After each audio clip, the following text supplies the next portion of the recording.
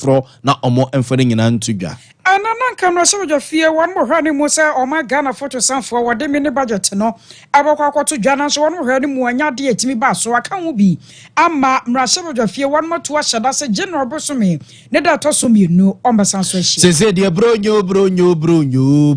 afia to ye bio afina kwa pra ba beto ya somdwem na ye bobo ho akwa akodi bronya yi ye beti asidwom na ye busa dwadifo se dwane te se nie bronya no ne omo agi kuro mu aboso a traffic untimi nkomai eye dwa no mu bedie anase tafonsa manfo ni bi na aba be fra yemu ye be kodwom na ye di nkomo anwumre anano wada ye de amanebo fredo jama baba somo sa air conditioner se ba sa duba kwa business resource center ya no adijama bobo ho no nipa bi no makwa akotutu ni nyina ade afiri ho na na amanebo ya nsaka kyerese mu baako aposifo ache no abzafo weni afoforo pin ya kekese ne ne sekase ya bia wo bia no anwumre ye ba ne de aba besomo ye mfa sida emanyuma ekoi through herbal center aka ho bi express group nso ode akokosi broni kromo abuso ne yakoso akai mo se wodi ko da no besan so askan ne biem na sompa no wonye live ho liberty conference nyame ya no kina na eba so Jubilee Park ya no wa hye no so pa afraid 21st clinic nso ayesiatica expert mezo ana 5G aseda enkamo asomfo ba no senada da nyina mote yenka no akosia aje wa kwade boaten ane medi mene nana ya bo amalibi aboga abzafo yen sheka sena semfemfri mampani asese wo bobo no ho akro na chese aka na wotwe be mienum yen sabina na mamu a obabebu ye wode ebawiye mampani na nadodan kwa kufuado wo chima pc be maboada na tena ye ena yede mo kwa akohya se free na enu anajo mampani na nadodan kwa kufuado gina ni tumi a oh my god na mamra constitution ene amamra ni ntia ma no de ama no so a suapon be dunan ne kwesi brone kan se presidential charter no wodi bi ama wo mu a se de omo ade wo mu ho emo soso mu timi tete mofra emo mo babonten aba be so mo mayi ene wiase nyina na mampani na nadodan kwa kufuado ya mamra ni amane eretumi krata ama wo num se de omo ade wo mu ho omo enfo mo nko bata suapon bi anase university bi ansana omo timi enyatumi krata de ayadwuma no tu omo fo se tumi krata no so a aban de ama wo num no hwe no mo amomu tirima anya omo de amroso ama eduba bia na chese ahonkeka ne sane enema wo se kom kwara ne ntete ene omo ade kiremu no na omo ekwa akogum ebasa emwa emo mining kanko nwe peyo ema ne enka wiase nyina mampani na nadodan kwa kufuado afutu a wode ema yemra na oyesa amamrani amane wi enie to Jubilee House, the seat of our nation's presidency, as we mark a transformative milestone in the history of our nation's tertiary education landscape. This ceremony celebrates the grant of presidential charters to 14 private university colleges across our nation, a testament to the unwavering commitment to academic excellence, innovation, and nation building. Today's occasion is an affirmation of the vision and perseverance that these institutions have demonstrated over the years. As we gather to acknowledge their journey, let us reflect on the significance of this achievement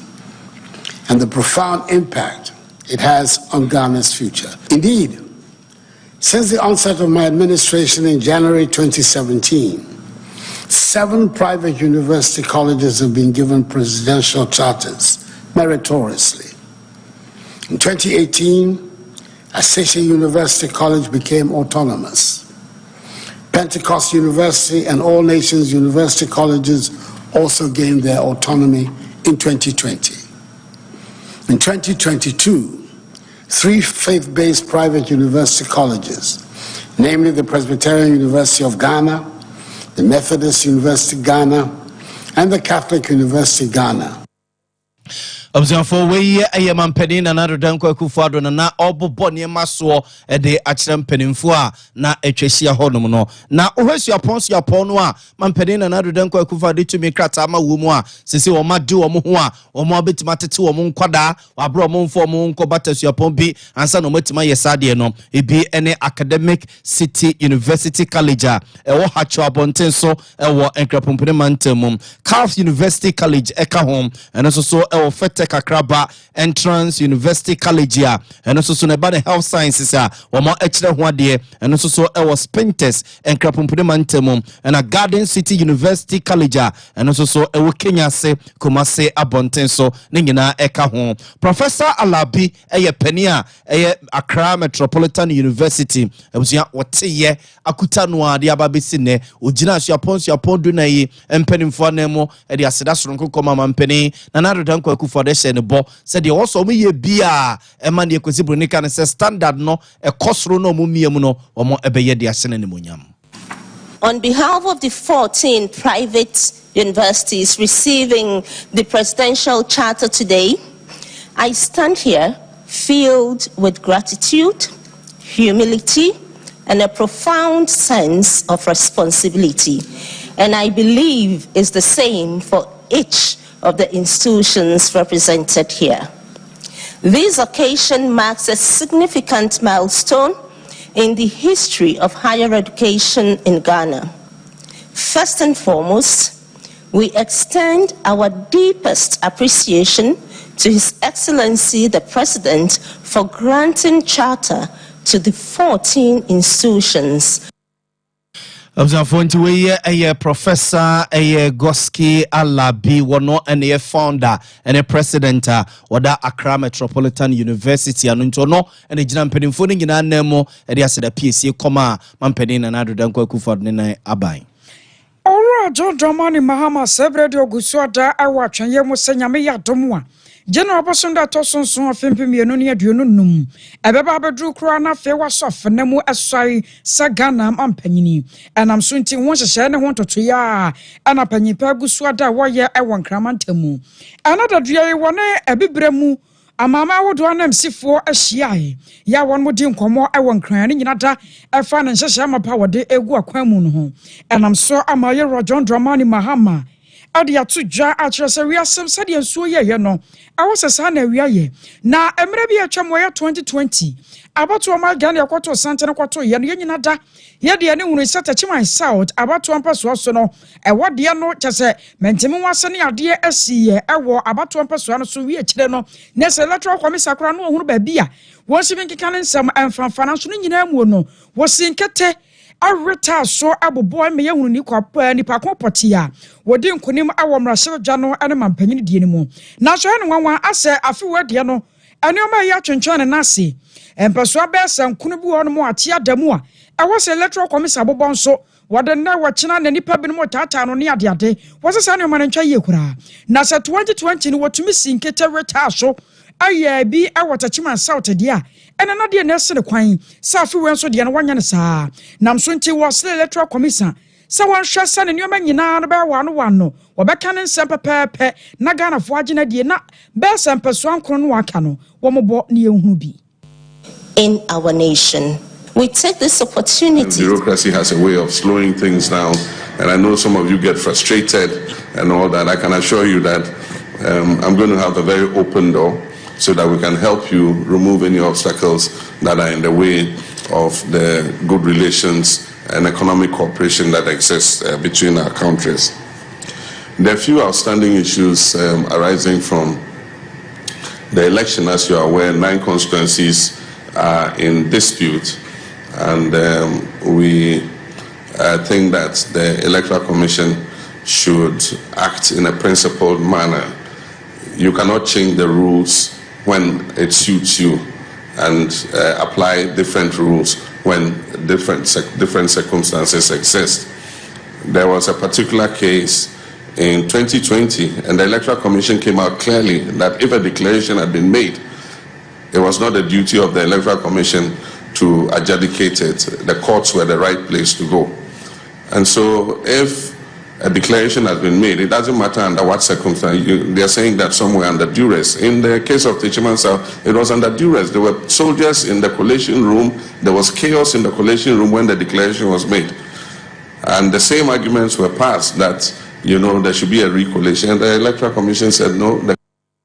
I was your John Dramani Mahama. Observe for young for more and Freeman Penida John Dramani Mahama, Natsana Yenaja, young for more and commerce with him. Na and then Nina da Quine say also for show may ye sick as 7 and 2 years or you're Dr. Mohammed Amin Adam Sebeko, Raswig Fim Hodomo, na Akoma Sika, a free January deco see March. I guess I was swimming and say Dikawa for Fufra, Yakwako Remuno, or Sabain a year, Akoma Sika Sikabi 2 on one, Yedibi. You may foka and near so dear Manukusi say, Mampeni noa, ebete and a swafu ya, or more ebeki common budget any at the aquacotum rasfiga for anymore. Now, sa budget a comesica noa, also swafua, or Sika 7 and 2 years or the cotum rasfiga for him, and Sana Somba Soria could dibronya, na ebi craft for frono, or Majuma Baby, and as a aqua mansum, MPP for Jinafa, and a NDC for so Ejinafa say, we a yen your tosunum, just your tosun. Numwa Finance Minister Dr. Mohammed Amin Adams na yeshenenim so be commerce we gefim hodmona wode sako masika wi akwakotom pedimfo nanimu a wansi ho ne wabra wono so wan fan krabia ankoma mrase wigafo no na eno no ra Alexander Afenyo Markins ya woye MP ma dehia wono mo ewo futu abatom pesia so wono akrona ne dom kesia e mrase wigefim sese no woye kendifo eda no wo kire se hwe sie pobi de so bo akwakobo no a hwe ne amfa ma bebo wo mu MPP fo ade we komo ye kra ne nke etwam ekeche eka kra na NDC voting tintirintin ene omo manso ne ntokwasem a omo edege gam so bebo sumi mienu ni a enam so ma Speaker of Parliament so toto mrase dwenem ede insafo no botom kotre fie wabra wanka bibia nchiro bia no ene ka ho bi na amoma bebeduru ne ejise NDC fo na ntiase ama free SHS bill ne eniema bi eda domanim no so amakwa amoma nye ntumo a omo so budget no mo mfa manne no mo de abachina ene oman no so say jigua na ne ajiegu ora Alexander Afenyo Markins ensem ene 2nd of October. This is responsible government. This is a government that is responsible, that wants to act within the confines of our laws. This was brought. I will give a copy to the media. It is as a result of the NDC's lawlessness. That is why we are where we are. And we are calling on Mr. Speaker to take control and demonstrate his firmness to stop the lawlessness of the NDC minority. Enough of the violence, enough of the chaos. That is why what happens next week, we are saying that as a responsible government, anytime Mr. Speaker convenes Parliament, it's not within our powers to convene Parliament. Anytime we had recalled Parliament, these same people were chastising us. They would even announce that they wouldn't even come. You recall, before the elections, we recalled Parliament to do government business. They said they wouldn't take any of that, and they didn't come. Mr. Speaker wrote in response to my memo that because of the closeness of the election, the Parliament could not be reconvened. So we've done our bit, and we'll continue to work in the interest of Ghanaians.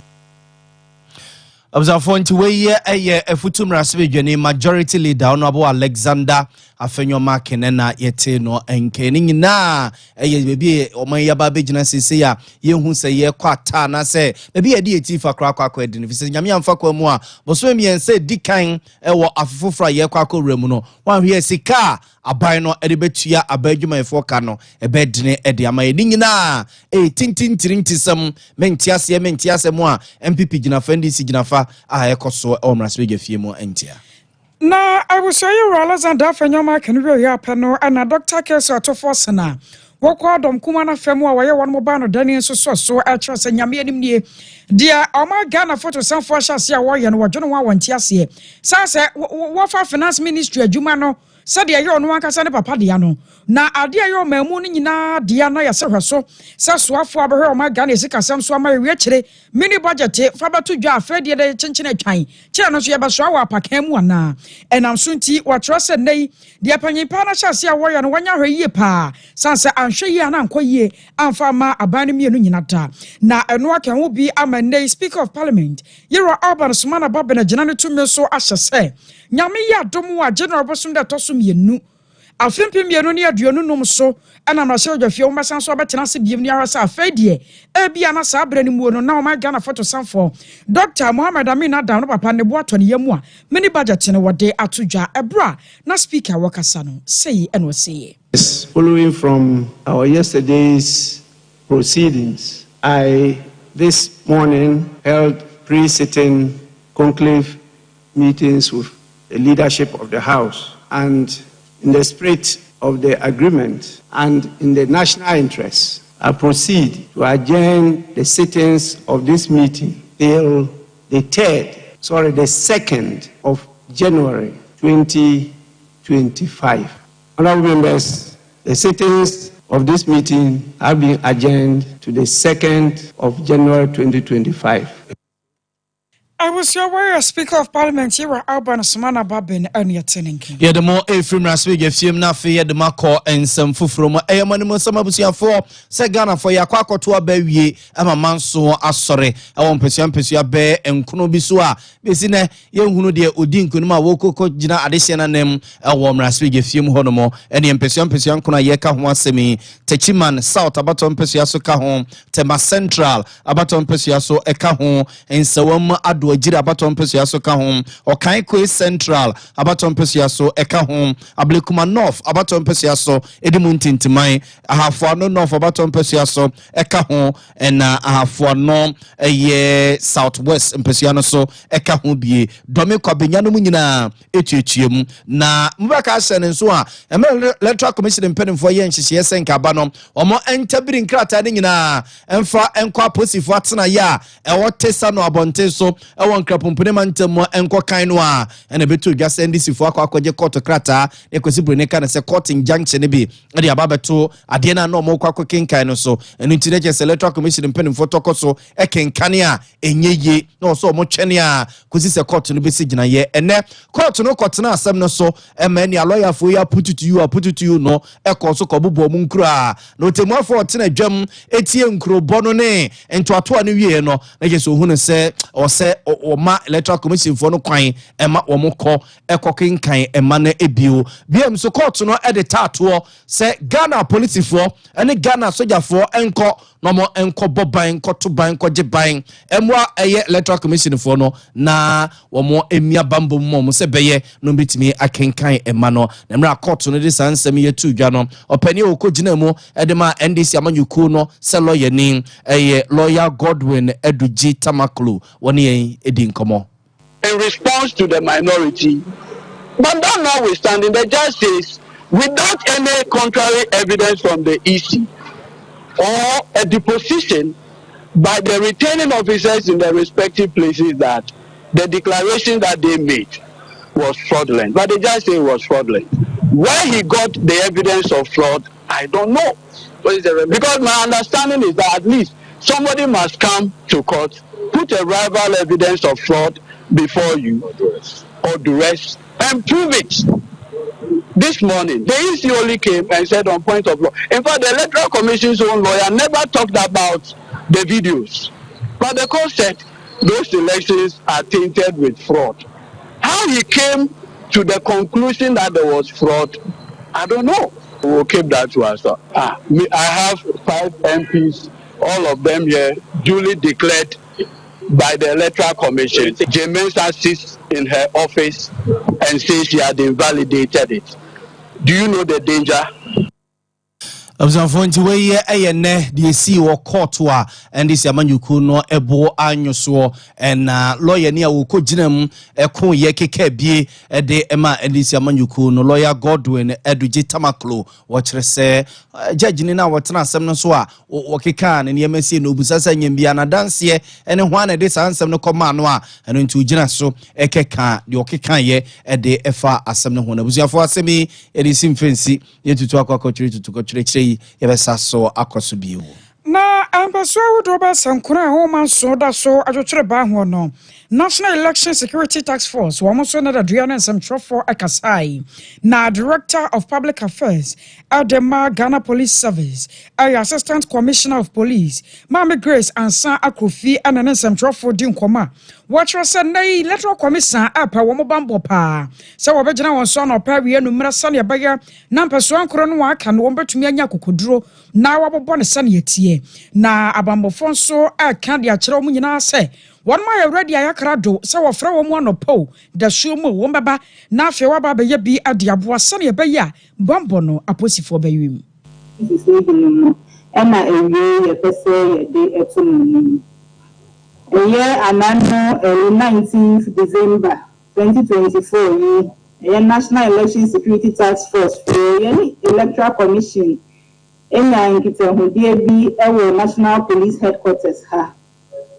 Na sa meeting known as we discussing senior bambo ama coalitions aka constituencies na meeting National Electoral Commission National Election Security Task Force for Yasote say honor your crowd say a coalitions aka constituencies honor your crowd say omoboye sa coalition no ne say commission no SOS o siyama omobambo na omuntimi fanye sa coalition National Election Security Task Force yama say yenso ya yekrado na bamba omuhia ebebu asa omobe coalition yenso ya yekrado say ye desa bambo no edemo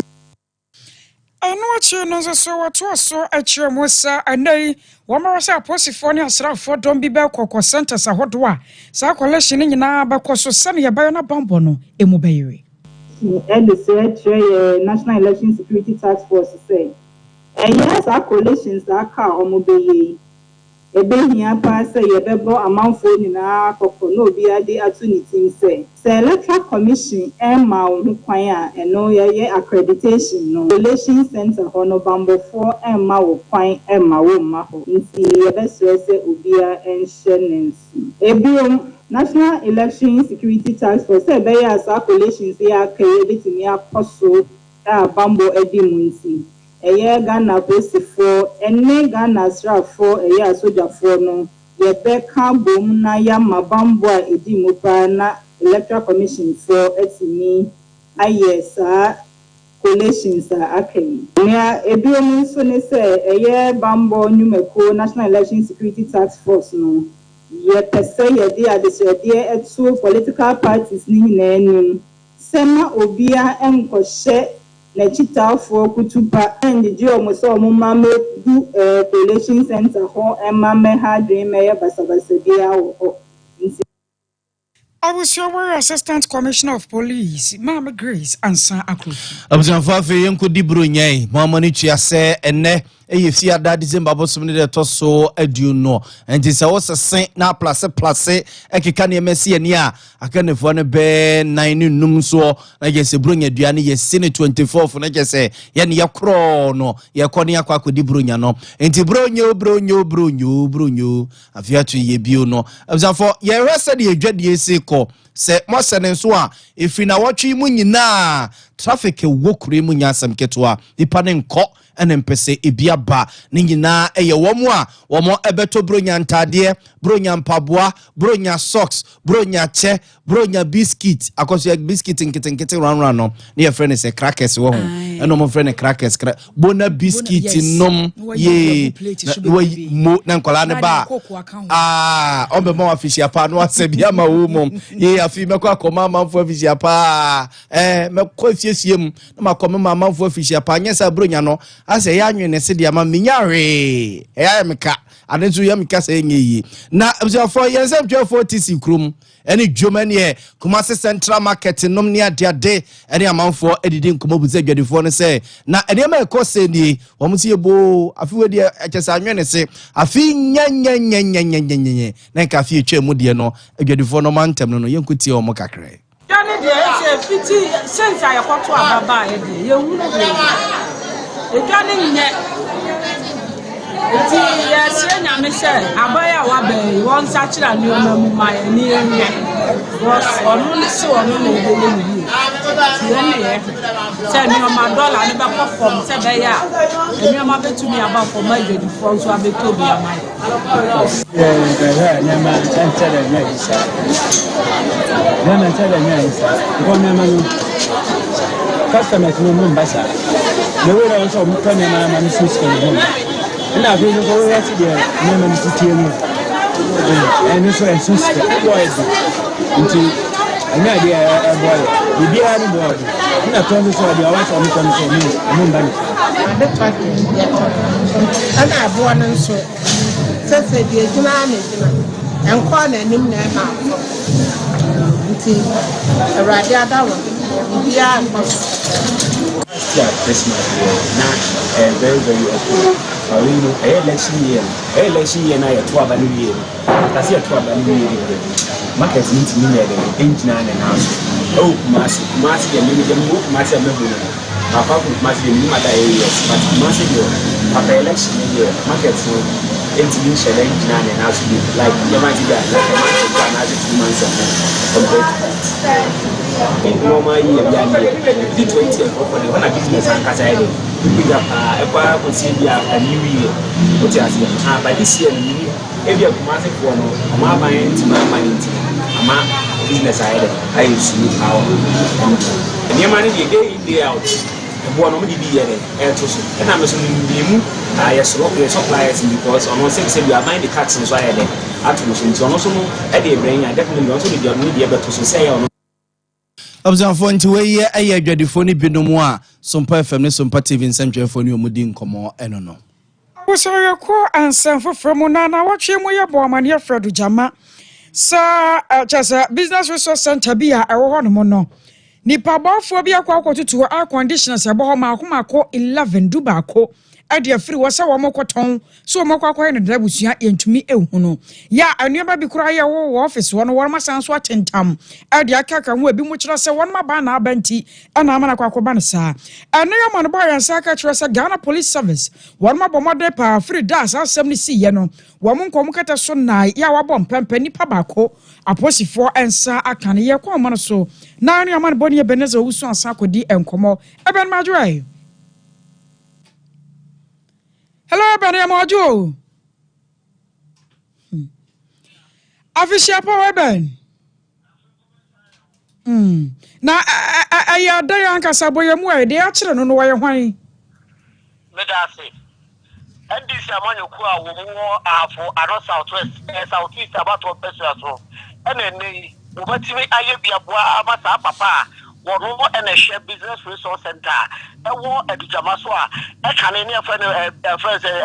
business resource center no and no ho na sabra America se papa yi wo di djuma se pani kwanche for da no wono na se America se ndi samanyuku etinyama police for ache no say sa papa yi wo gususu se papa yi e na etinyama ho kwanyama manfo bi no anato woni kankofo bi aye kabo ma che se wo bu ria nyoma e wo sa business center ho nyira na koso ade ba ko ha adwere pa wo mu ne se sa business center ho na akasa no CCTV camera e nyina ya ade se e wo na wo twa esi ya akasa no e brada de be chi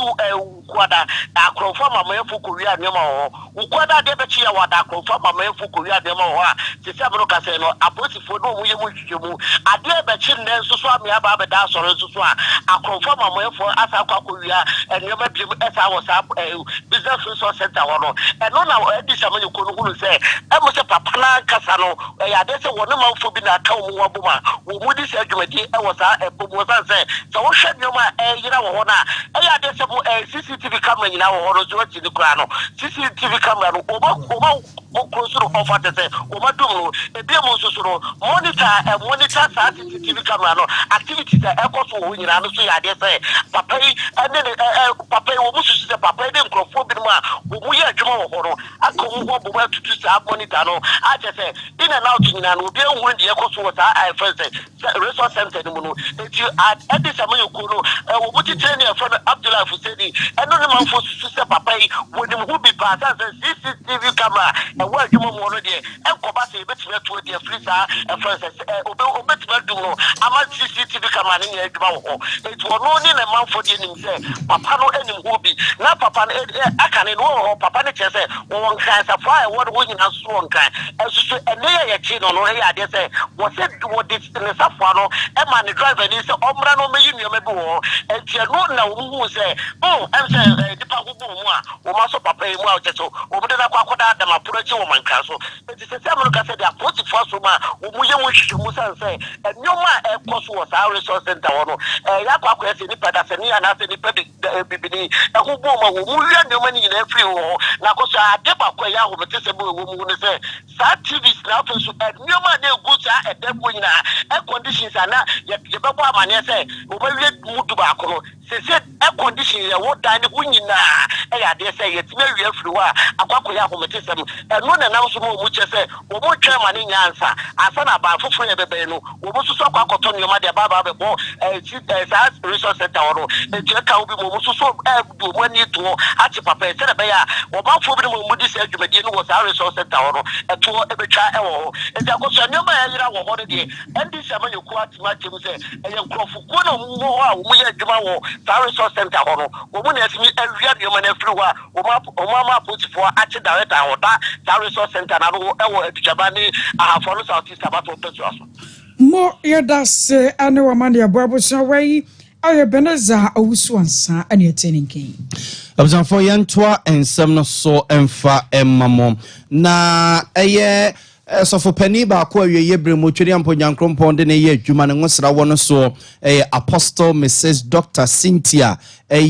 chum na ode afutu ekoma Ghana manyina se safene kwa awie yese ya na ya yentwe ni enkohwe awisia ne nyanka wo mo mbre no a kese mobro wafo no ya yentantwe ni nkohwe wunum evze twro no aka ne pefe de akyere yen se ebre drusei no a na eje ni akwakọ de sansam tudwa wabra na eye waboabo akunafo omo ni bie ewo na safu mu ewo angoma so domi abra ejuso abaton pesua so a na chese oye wo mo aye ade be che ko kete so ko dwundwun a me kunu wa ha nko be mi seyu na ebi ni kwasana ewurade eni wose kunafo so e sha bible ma nyame kasa bebi ode tutu akunafo ho nyame kasa bebi ode tutu akunafo ho Elijah breni bia na komode no media ni asa nyankopɔ asmasoma ko krani no ko yeni hira ko mane ndidi ni fie yasa adentie to se awurade ni wekunafo ho se awurade ni kunafo ho a enko hye na kwaso nko krani ho enko boa no ampa so okoye no krani no ebe ye nhira naduane eto antwa abzanfo nti we Apostle Mrs. Dr. Cynthia Chum na yetene nkane no akire asafo papa wa asafo nim Reverend Nana Yao Chum Berma esoso de kakra eso ne ho Canada so sofo mpanyimfo no bishop fon ene apostle fon omo wo asofo nkuma omo hye omo ase no omo nti omo ani na omo hye omo yie ebise Bible say adwuma no eso na mu adwuma yefo ye den isha omo nkwantimi ye den enye adwuma no dise sofokotwa bi ehye wase a bo modern say also obekura ne yie ama ono so na brabo atuma ye den esi ne yie ebinim ho no ma omo yafunu nko a ono ebefa kwa bi a enye so na waje sika afifiri asafoman woni ade enoma tunso ton electronic normal oil na tunton Observant way a Reverend Anna Yao Chumberima, Nehokene, and Apostle Mrs. Dr. Cynthia Chumwa, one more a year kunafoye, and no more a month for says yes, so you see your manamoa, or more 2 yanoa, ka ebeboapa. Christmas, you move back open also do any channel course or pom dimu. Our 21st clinical, the theatrical aspect, and with your to a sintini. At your word, Yabana Murmuna quay. Now, Doctor for and show some machines are what do. One almost what the very pediatric Shimono. I brought Genetias, yes, so come so wash over 6 Junction. Wabwa say Council Quarters, Accra, Domi Market, Swingan and Kranza Chimana 0540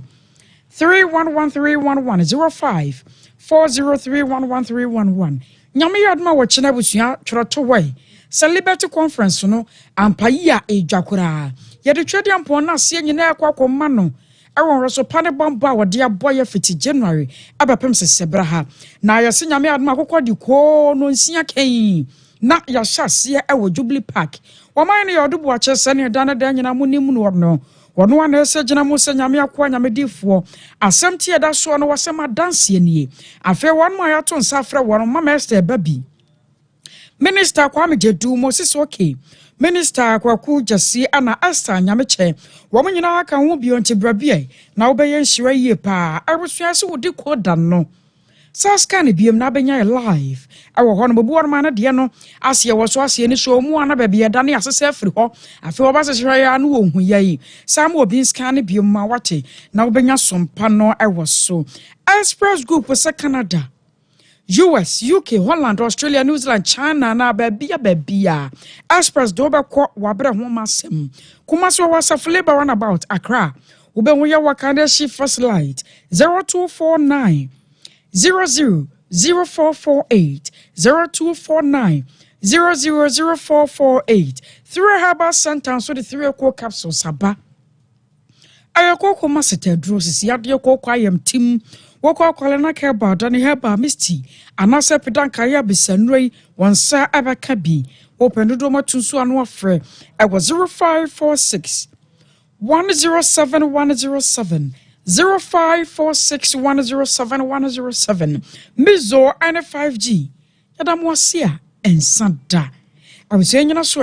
na ayam pensu bi no me ba ya bakwa amansia south men sini mo ho so banifo bi akwa ya yade mo amane bo e ba besomo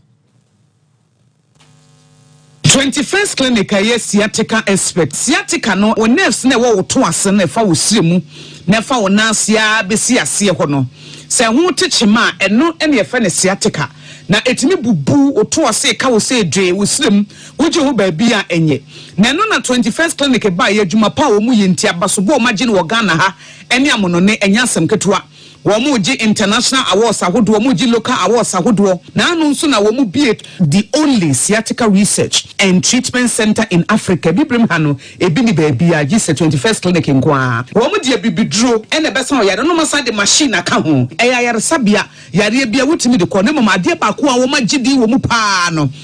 sciatica ena stroke nso de kwa diabetes ni hypertension ni ade Ghana ha ba bia wo mo ho 0540 311 311 0540 311 311 na 21st clinic wo mo sciatica expert.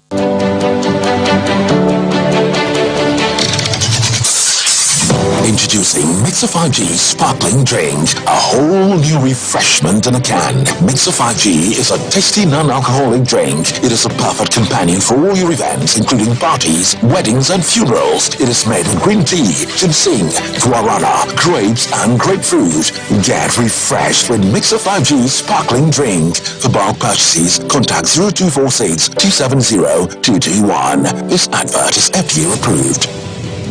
Brakasa ye duabon waso a ne dwumedi wo nipadua biara pomden ene na brabo mu ne hianye pa enye brakasa nko nuaba ne haban bi te se kwunsuso a abonwono ne dia akeka ho no kra enwenunu ahodo a ekwa anim yi ankasa brakasa ne se nuaba yi binom ne akeka bobudi afa abefo kwan so a ye de ye brakasa powder brakasa powder siesi nipadua na abakwa ahodo no ho ban afri mpani yade ne yade ahodo pi ho fa enkodate de ma baako freduane anopa ne enwumre anafa enkodate de ma baako warning sushi, yeti, and opani numre, wabra odidi awie. Ubenya preke powder to Kingswalk Heba, ni Heroes Heba, Accra, Okesi Drug Lane, Deni Heba, Kumasi, Mensa, Takrade, Mose Pharmacy, ni Green Light Pharmacy, Sunyani, Cash and Carry Supermarket, Asantwa Heba, near Bibidro Depot, Techiman, Sewa Heba, Mampong, to form fre 0550 19 15 14. Preke powder, Aduane, Sanye Drew, FD Ashisha Sankra to Mwajiatum. Hey, Sewa, me watch you. Me nano me bisa cry so kwabruchu.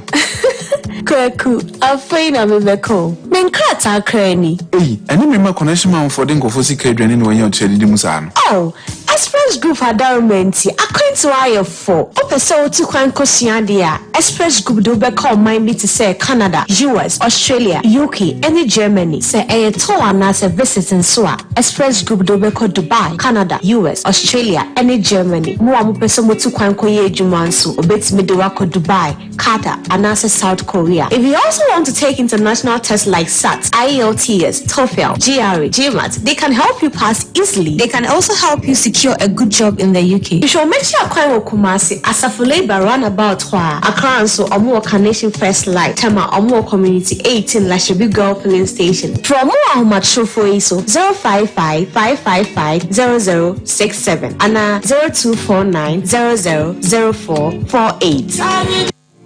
Here in Ghana, when it comes to chicken, the good old days are back. Why? Because Boris Beef's Chicken, BBC, is here. Yep, give your family and loved ones Boris Beef's Chicken. Fresh, tasty, delicious. Boris Beef's Chicken is produced right here in Ghana by our cherished poultry farmers with support from the Ministry of Agric. Get whole frozen chicken, gizzard, chicken feet, chicken neck, and chicken liver for those special family meals, buffets, picnics, funerals, and all restaurants. Get Boris Beef's Chicken. It's halal, so everybody can enjoy. Wherever you are, call Boris Beef's Farms hotline 05-444-444-53. Ask for our branch that is closest to you and come get your chicken. Boris Beef's Chicken, BBC, proudly a Fiakoko.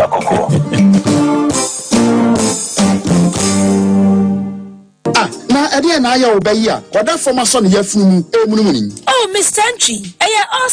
also ya rea titi mi ben fiepi na so ni yamu nyono da se me cho no ahodo amato a me hunu hwea ebe ya nwanwa Ninyi ni se what also tamfo hexa capsules any hexa mixture yanum bom kutia also no bia ma no anum anka ni ho to no dadaada also dro de eno any hexa capsules any hexa mixture ankom ni nchiremu also yekura eto yefunu ene ensunu mu etuma wo yefunu ekeka wo a wogire ho a enye also etumi ema wo ye cheko ebra wadidi awie so how eye also there compare hexa capsules any hexa mixture nanum bom na ho ebeto pedudu eto a ko okanshi drug lane Kumasi Dani Herbal Takradi AA Mensa Anafre 02038228855 Approve about Tanya Wama on my friend for any more fra when you fear do you know and come Haxa capsules and in a mixture. All Satan for FDA Aji Edwedi and Kratui Atum. Afinsiapa. Obo Herbal and Medical Research Center say, Wamamunina Afinsiapa. Dr. Obo say, O Brunya Chedia de Mo Bia. A Chedia Nuni, on Peso Bia de Ariabasa for Fronase. Nesa anti, every 16 December, the 25 December, Ubetimiako Obo Herbal and Medical Research Center, Tanaya, a war Ghana have Bia, Korisha Winnipedrema on your capre. Micha say,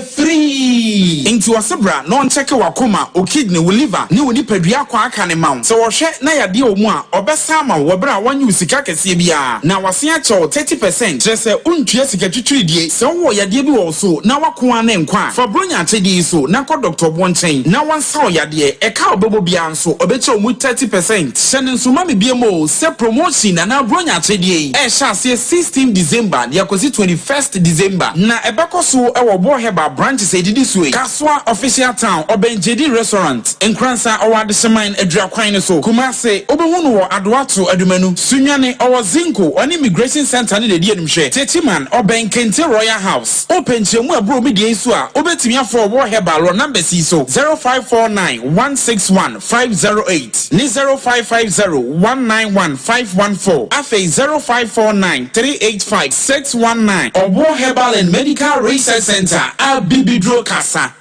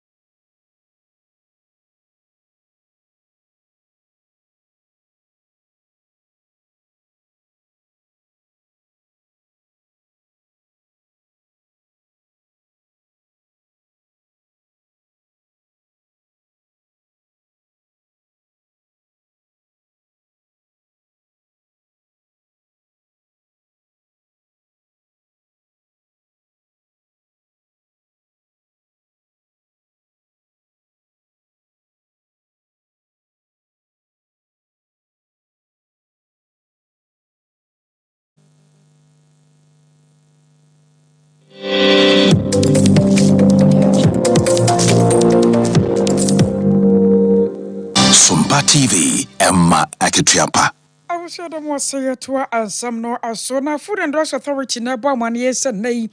Acquire we and then nominal share no joto. No share no CB agent and how a mabru be no asono. Yadra had to ye papa na one much and stroke and the Yadian can get to be a chassis in it, you know. Sadia Morena, I can who be an amana banasa. Now, so the Food and Drugs Authority, 1 month crabata be a water man tell more a chassis at 1 among. Sanya Bana one tell show be 1 more now 1 10. One found in Padomo, Jinana, for 1 walk was a joto. Will be so the own walk was she win at the adeno. One child son your money in a wababa. Some reference chamber to me a dash or Sanya Baya. Wabin Kofana Yan Franco Sa with Fufro. Now, Dr. Martin Kusi Wano, a Western Regional Director, the Food and Drugs Authority. What are some Packers here, Edia Simon Como? BFN, no smoking in public places. So, for instance, what car, and now what was you feel, now what crowd they are.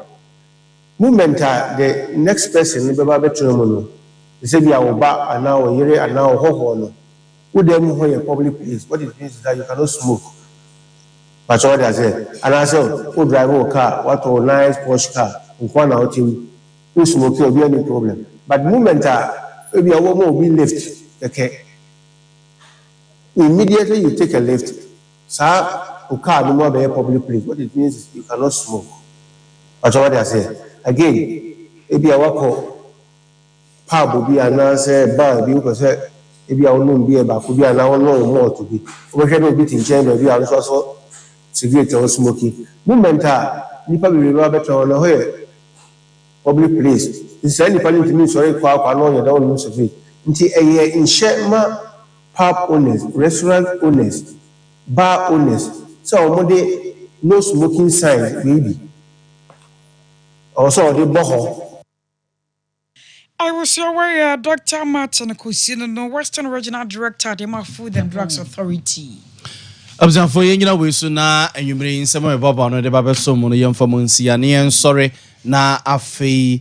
young farmer and Simon Kaiboka Kramodi Ababedine and twas one sana sports team Nababetnase at the commentary, a Krahaso Fuk match, no a commentary in a de Abramo. Cause ya call yes, in Yankopon Yaduma Sunday. so ni meja S5 oh yeah minimum no papa krokro wasa kama nani mo so tese nani mo tese na wasesei wose Nyankopon ya adoma Sunday we invite ye nyina wose olanche digital fried rice is it fried rice ye wi ase ba okra ni edi wose olanche je say ye kobusa no ye bedi no wa ba fo no so ana e bia na internet so no dey send no wadi no so wadi ni internet no so sadia ni ato akoko nam no ene your president tilapia ne face ni nyina wo digital no so ni awe no digital no so eti Christmas idie eja eye breaki kakrai S5 ho no mo so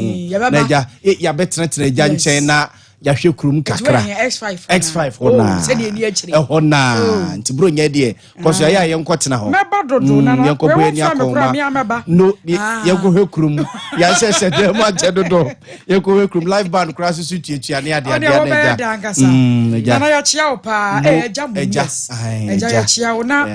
koka chamode no kwaku apia mo say ya kai no mo ana refi asa regular chairman no bedi susu a so eteso go nante enti we na 20th e tire 21st na ne kwesi ada 22nd na chese Eduardo 23rd ohu na chese yeko 24th oh chairman say ni weekend we patupa na chese ayeyi na we na school patuma na oh chairman ode no kwaku apia wasi koka I can kedia waka ejikuku 24th and 23rd ya be frɛ kuku 24th and 23rd akozi da kai 23th ya be frɛ so anopa e be fra akozi sei awiade afrɛ sa akozi sei